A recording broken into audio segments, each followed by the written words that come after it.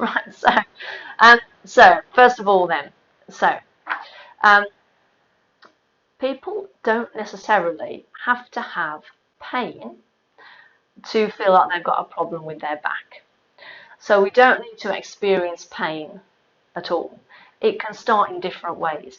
Pain is sort of the end result when sometimes we've had something for a very long time and it gets worse and worse and worse, and then we can start to develop pain.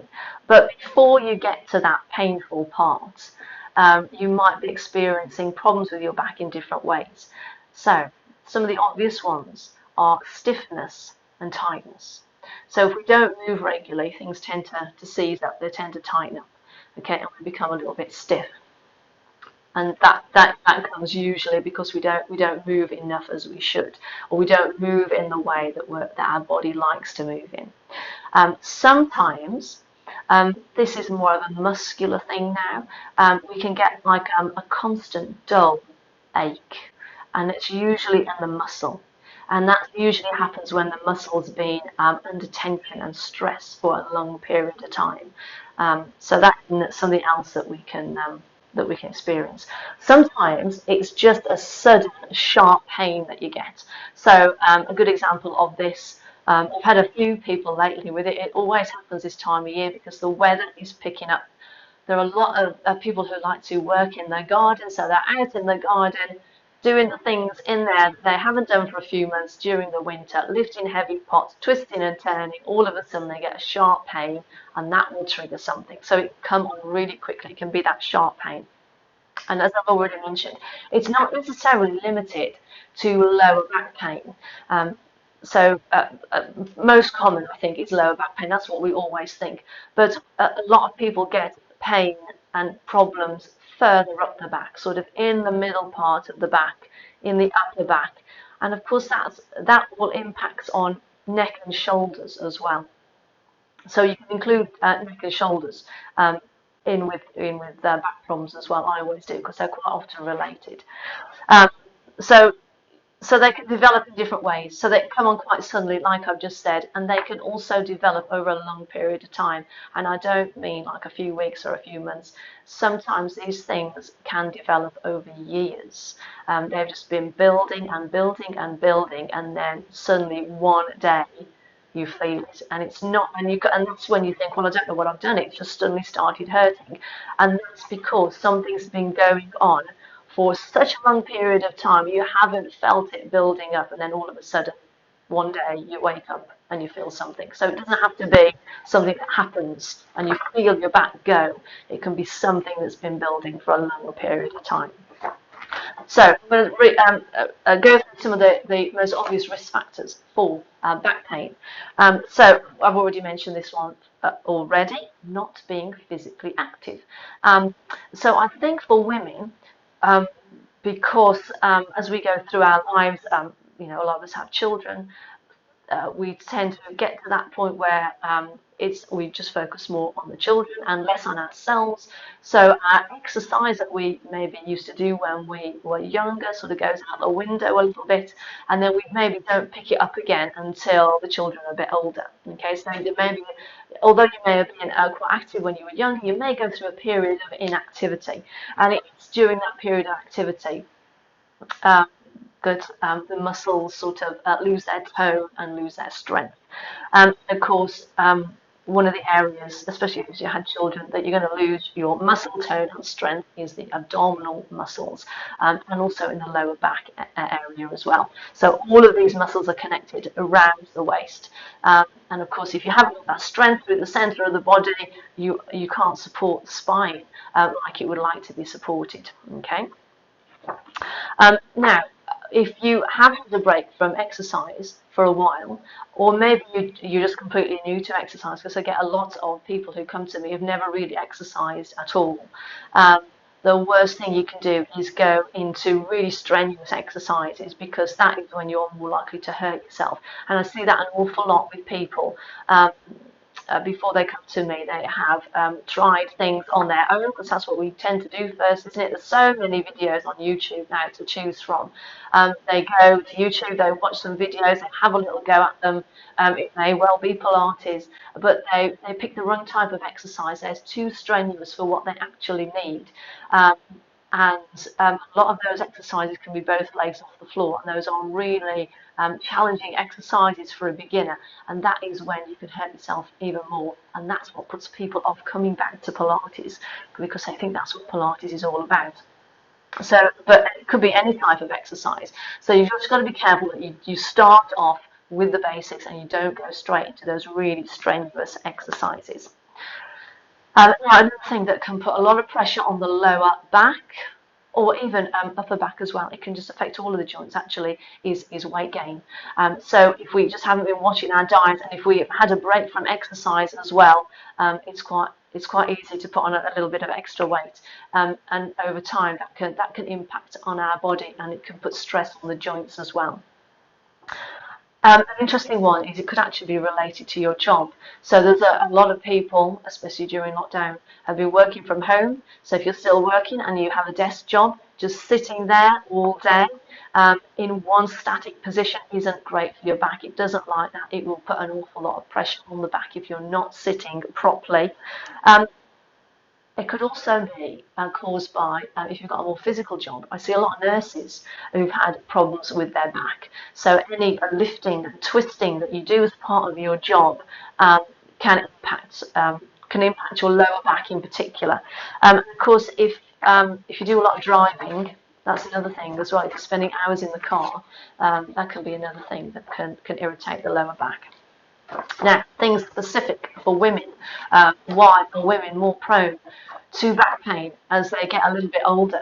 Well, I suppose the big one would be because we go through the menopause. So as soon as you hit perimenopause, menopause, that stage of life, we start to experience aches and pains in the body that we haven't had before. You can get them in all the joints and in the back as well, and it's just that change in hormones that's going on in the body at the time. So we can just experience those aches and pains just from that. And another condition that affects men as well, but it's more prone in women, is osteoporosis and osteopenia, and that is when we lose the density of our bones, and it mainly affects the spine and the hips. And a lot of women don't know that they have this problem until they actually break a bone, and it's quite often because they've fallen. And chances are it's always when you're a little bit older, and chances are it may be because you've had a family and you've taken a break from the exercise, and you're not as fit as you were when you were younger, so you're not as strong as you were in your body. You've gone out for a nice walk, you've tripped, you've lost your balance, because you can't maintain your balance if you're not strung through the centre. You've stripped, fallen, and the first thing that will go is the wrist, because you put your hand out, don't you? And it's at that point that they find out that they've got osteoporosis or osteopenia. So really what we want to do is we want to strengthen our bodies to help prevent that. Even if we've already got the condition, I have it as well. I've got it in my spine and my hips.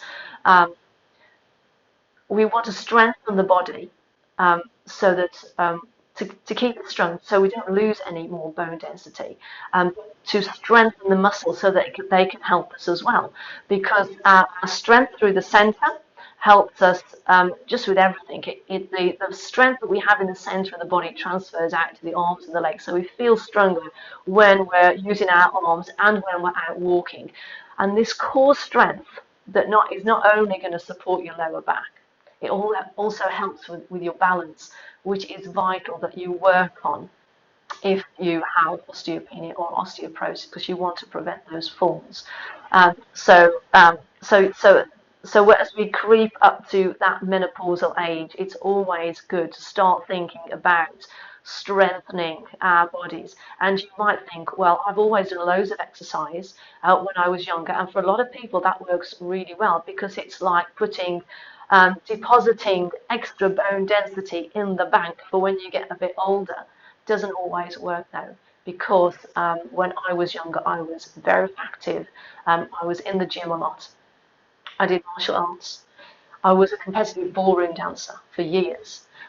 So I had built up, I thought, a lot of bone density and put it in the bank ready for when I was a bit older, so that hopefully that would prevent osteopenia or osteoporosis, but it didn't. I've still developed it. So when we come up to that age, we want to be really aware of that. So strengthening our body through Pilates is a great way.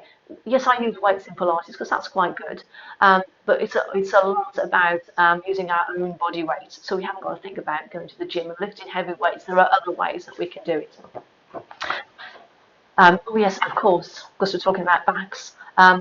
When you women are more likely to get a back pain as their bone density decreases. And sometimes you'll feel that ache in sort of the middle to the upper part of your back.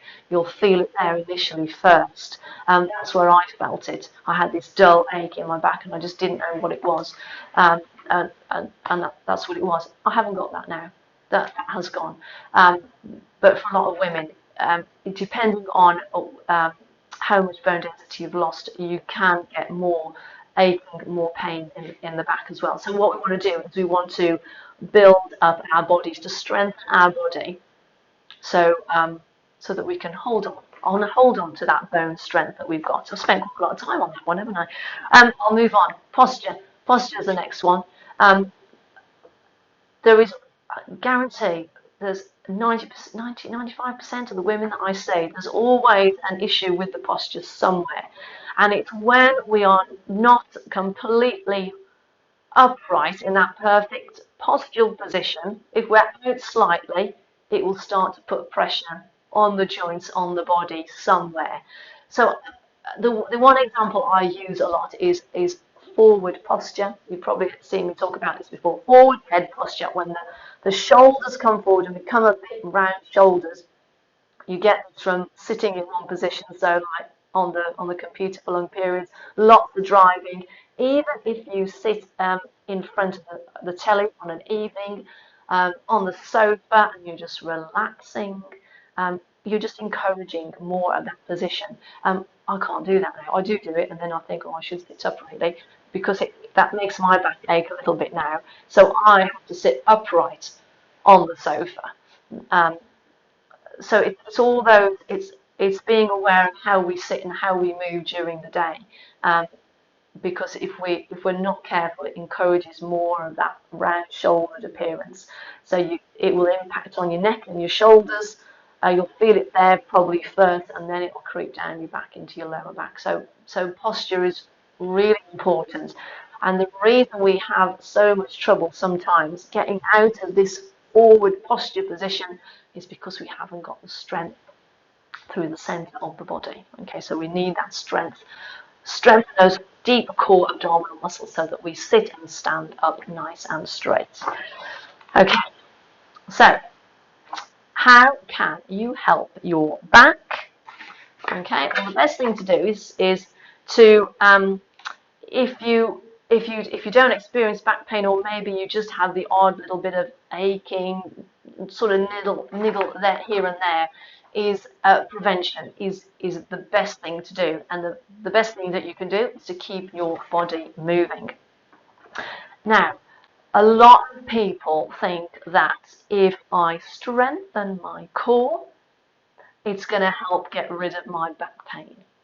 And it's going to help an awful lot. You may have been recommended to do it by your doctor, a chiropractor. Somebody else may have suggested it to you, who's also experienced back pain. Strengthening your core is going to help a lot, because it doesn't just work the abdominal muscles. It strengthens all the muscles that go around your waist. So it's like building a corset of strength all the way around your lower back. Okay, But it's not just about working those core abdominal muscles. You can't just work the core and expect the back pain to go. What you really need to do is work the whole body. Your body likes to move, and that's what you should do with it. You should move it. So it's important that you do gentle, regular exercise for the whole body, focusing on lots of different things, not just the strength through the center of the body. Um, if you're out of condition, if you haven't exercised for a while, and even just postural problems, lifestyle, they can tighten up areas of the body. It just happens. The muscles just like to tighten. And so what we need to do is we need to stretch out those muscles. So that's one other thing that you also need to do.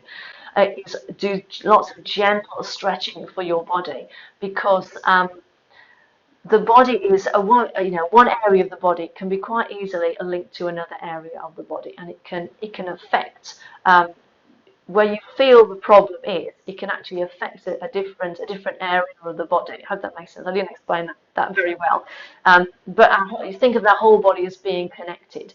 So it's not just one area that you need to focus on. You need to think of the body holistically and focus on different areas. So, for instance, if you have lower back pain, how tight are your legs? Because for a lot of people, the muscles in the legs tighten up. So what you need to do is you need to lengthen out those leg muscles, because if the muscles in the legs are tight, the muscles in the legs attach to the pelvis. The pelvis will then be pulled out of alignment because those muscles are so tight, they're pulling on the pelvis. That can impact your back, and that can cause problems, okay? Same if there's any weakness as well. So for a lot of people, they have a weakness in their glutes. So the glutes are those muscles in your bum. I need to move a little bit. I've been sitting on my feet too long. So you get a weakness in your bum, okay, because you haven't been working those muscles. So you also need to strengthen those muscles, not just the abdominal muscles, because it's surprising what an impact that weak glute muscles can have on your lower back. It's an area that we don't think about much at all, but if you strengthen your glutes, you can actually help your back. So it's not just strengthening the core. It's other areas of the body that you need to work on, especially if a weak core is impacting your posture, because then you've got to think about what's going on up the top as well. So the whole of the body is linked. So you need to think of the whole body really when you are exercising, not just the core. Relaxation. Relaxation is really important. I don't think we do it enough. I know I don't. I can quite easily forget. But self-care is really important. We need to have time to switch off and do something that helps relax the body. Because when you are stressed, your body holds onto tension easier. So tension in the muscles. As soon as you relax, the tension will just ease out of the muscles. And the problem is, if you, the more stressed you are, the more tension you hold, the greater the pain will be. If you've got any pain, it will increase the pain for you. So you want to relax the muscles, switch off, find something that just helps you to relax, whether it's just a nice hot soak in the bath, a walk, out into the countryside, just sitting in the quiet, or just reading a book, anything, or some gentle exercise as well will do the trick, won't it? Anything that just helps you switch off and relax. You need those muscles to relax, because the tighter and the tenser they are, the more likely you are to experience pain, or even more pain. I think I've already talked about self-care quickly, but particularly for women, it's really important, because we are usually the primary caregivers. So we look after the kids when they're little. When they grow up, we still keep an eye on them, don't we? But also when you reach midlife, the kids are grown up probably, that they can look after themselves a bit more, but you're still helping them in some way. But then you've probably got parents as well that are getting a little bit older, and they need help a bit more.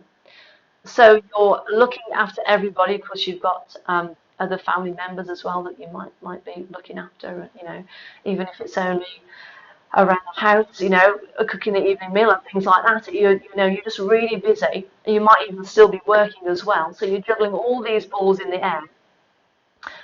And the last thing that is on the bottom of your to-do list is looking after yourself. And that is quite a big issue for a lot of women. They tend to put everybody else before themselves. But that is what we do with women. We look after everybody else. But the problem with that is if you're doing all of that, at some point something's going to give, and you're going to either injure yourself from doing too much, or you're just going to get to the point where you just can't cope, and something's got to give, and it'll be you, and then you can't look after all those other people that you need to look after. So it's really important that you look after yourself first. You keep fit and healthy in your own body, because then you're better equipped to look after everybody else.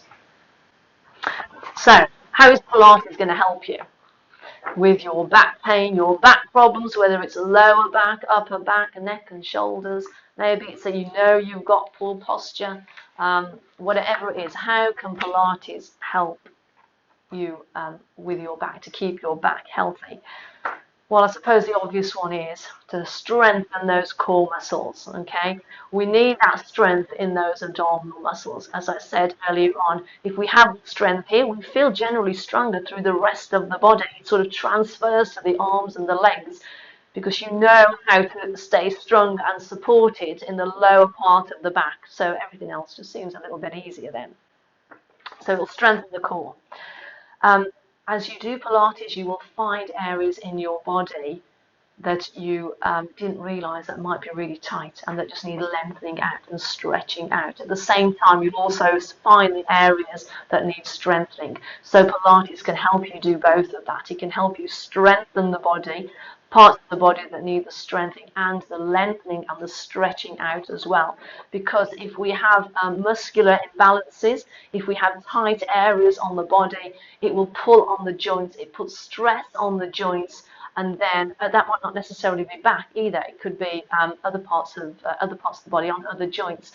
And then not only have you got a problem with your back, you're finding you've got aches and pains appearing in knees or hips or shoulders as well. So finding those tight spots, stretching them out, but strengthening the areas of the body that need strengthening are really important as well. And of course, Pilates is great at improving posture. Okay, it will make you sit and stand up really well, because not only are you working on those muscle imbalances, it makes you really aware of your body. I often get ladies tell me that when they leave the class or when they're just out and about, walking about in the week, that they think, oh, I need to stand up tall. That just makes them more aware of their posture. So not only does it improve it, it also makes you more body aware of how you are sitting and standing on a daily basis. Pilates can be so relaxing because I think you are thinking so much about what you're doing. Pilates isn't just about going through a certain set of moves. There's so much more to it than that. And I think it's because we just have to concentrate so much on what we're doing. Anything else, the busyness of our lives, we can forget about. While we're doing that class, we can forget about it and switch off, and it just helps us to relax. So it's really good for that. But of course, we're talking about back pain today. So of course, Pilates, for me, it's one of the best ways to help strengthen your back, support your spine, and ease that tension, tightness, stiffness that you're experiencing. So what we're going to do now. So we're going to do some exercises in a bit. I haven't watched the time. I was only going to do it for half an hour, and I've already reached that half an hour. I've talked for longer than I was planning. So 2 minutes, and we'll get on to some exercises. But I just want to share something with you briefly. If any of that has resonated with you today, if you are perhaps new to Pilates. I've had a lot of new beginners starting in the group who've joined the group recently. So if you're a beginner and you've joined the group because you've been interested in the core challenge I've been doing this week, you know you need to strengthen those abdominal muscles, but maybe you are new to exercise and you're not quite sure where to start. Maybe you're one of those women that gets back pain. It sort of comes and goes. It could be because you're a keen gardener and you've been out in the garden recently and you may have had a twinge. Maybe you have been advised by your doctor in the past or a chiropractor that Pilates would be good to strengthen the core. Anything that I've mentioned today, whether it's posture, whether it's the way you sit, your job, because you're worried that your job might affect your lower back later on in life. It's okay at the minute, but you want to make sure it's nice and strong. Maybe you're in that sort of perimenopause phase, and you want to stay strong in your body so that you don't, or are less likely to experience broken bones from osteoporosis. If any of that I've talked about resonates with you today, but you're just a bit stuck on where to start, and you're just a little bit concerned about making sure that you do the right exercises, that they're not going to make things worse for you, because that's a big one for a lot of women as well. They're worried about the exercise. Is it going to make things worse for me? Any of that, if any of that resonates for you, above this video I've popped a link because I'd like to invite you for a free exercise and health consultation where you can have a chat with me. It's completely free, but it will help to clarify things in your head. So if you are not sure if Pilates is suitable for you, because there are lots of back conditions which I haven't actually talked about today, you may have one of those, and you just want to maybe just check if Pilates is suitable for you. You may have other issues going on. It may be upper back, it may be a shoulder, anything related to your back. Sciatica, that's another one. I haven't mentioned that one, but that can come from your back as well. Any of that, if you want to see if Pilates can help you, if it's the right thing for you, and if it is, where to start with it, then click on the link above the video and book in for a free consultation. Now, just bear in mind it's coming up to bank holiday.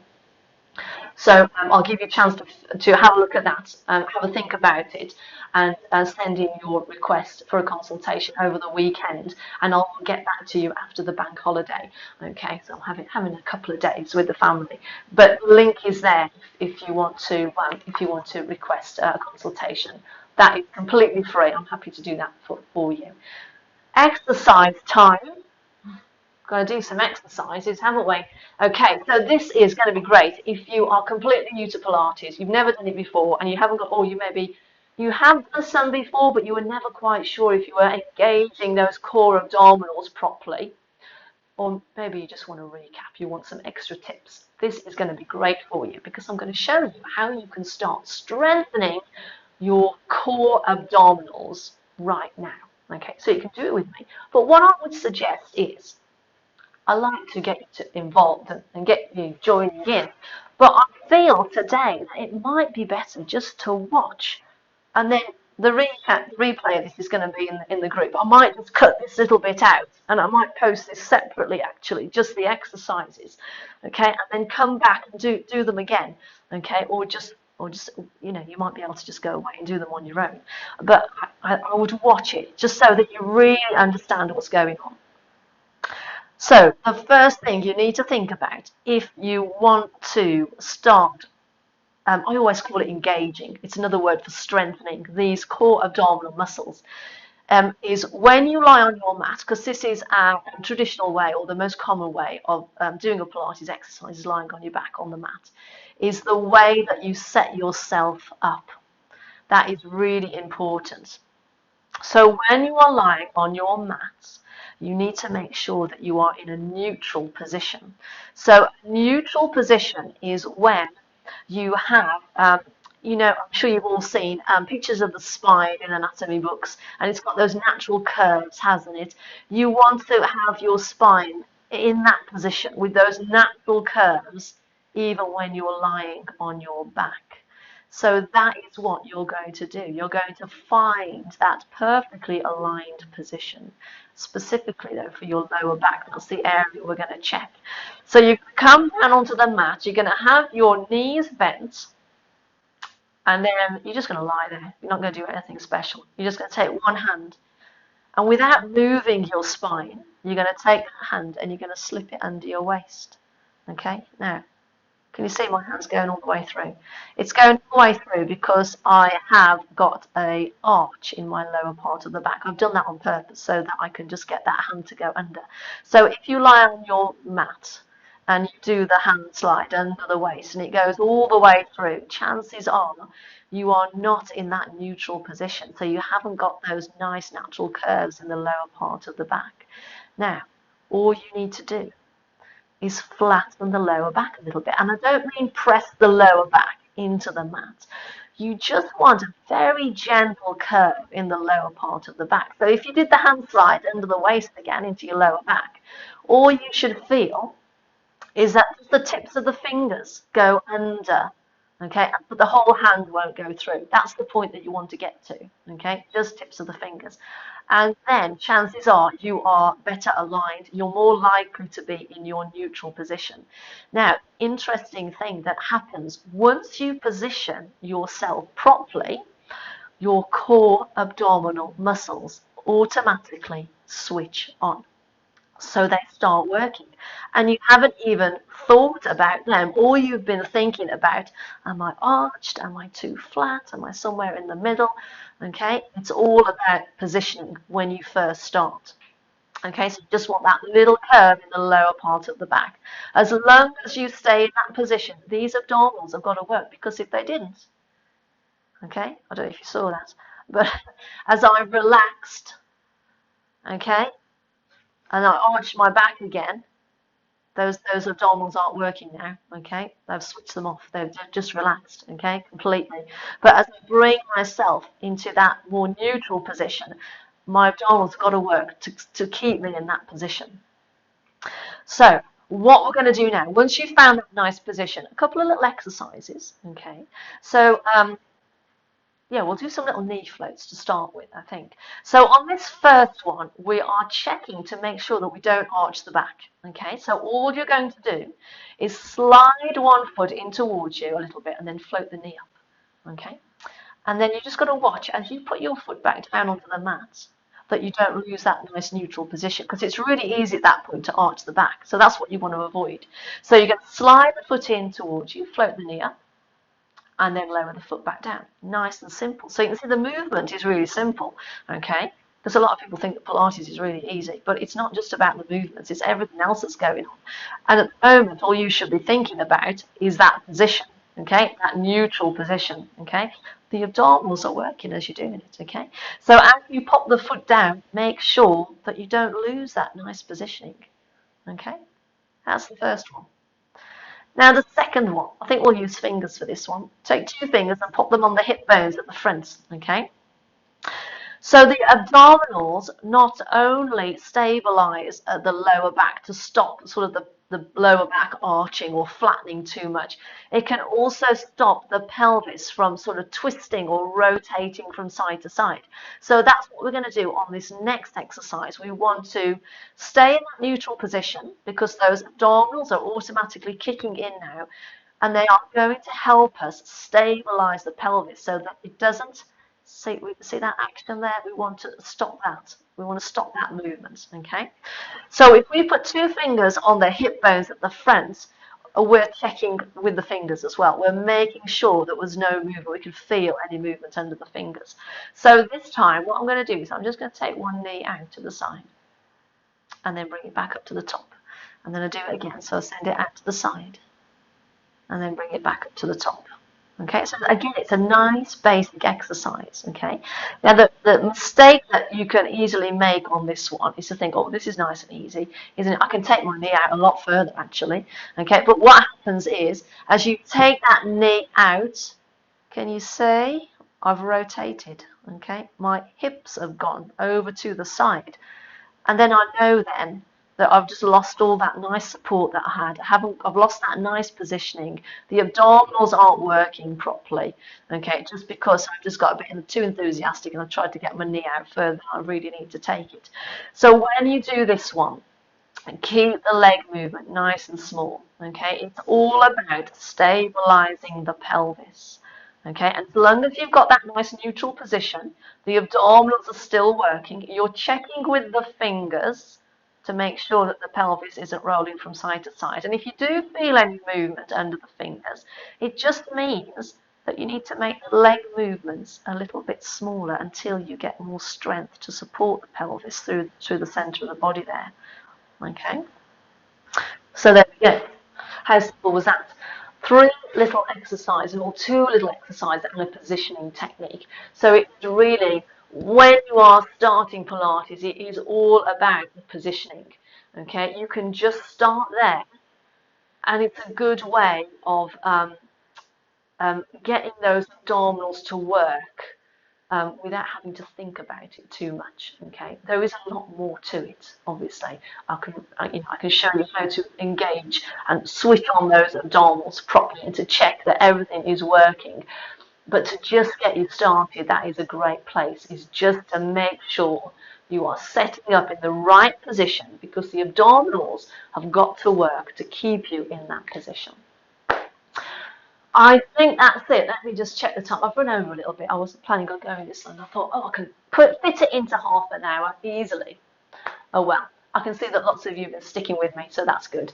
So don't forget, if anything that I talked about today has resonated with you, if you're a complete beginner as well, if you're just starting out with Pilates and you want to learn the foundations of building a Pilates practice, and making sure that you understand all the basics like I've talked about today, being in that neutral position. There is so many more principles of Pilates that we need to learn when we're learning our basic exercises. So if you're new to Pilates, if you've got that problem with your back, if you want to see if Pilates will help you in some way, or just check if it's safe for you to do exercise, use the link above the video. Get in touch and we'll have a little chat. I'm going to leave it there. I think I've just finished now for the week. This is the start of my bank holiday weekend. So I hope you have a lovely weekend. I hope the sun comes out though. It's looking a bit dull here at the minute. I will be back on Tuesday next week. Okay, over the weekend I will just post a little bit more about what I've been talking about today, and I think I will just take those 3 little exercises that I've just showed you, and I will post them separately, so that if you want to come back and look at them, you can. It'll be easier to find for you, so I'll do that as well. So have a great bank holiday weekend. Come back into the group, because I'm going to be releasing other stuff in there that you might find quite interesting over the next few days. So come back and check, and don't forget that free consultation. It's there whenever you want it. If it's not quite the right time for you now, then that's okay. It is bank holiday after all. But when is the right time? We're always busy as women. There is never a right time. We can make time for it. If it's that important to you, if it's bothering you enough, I'm sure you can find time, even if it's just to have that chat with me. Okay, so I'm going to leave it there. Have a lovely bank holiday weekend, everyone, and I will see you next week. Bye for now.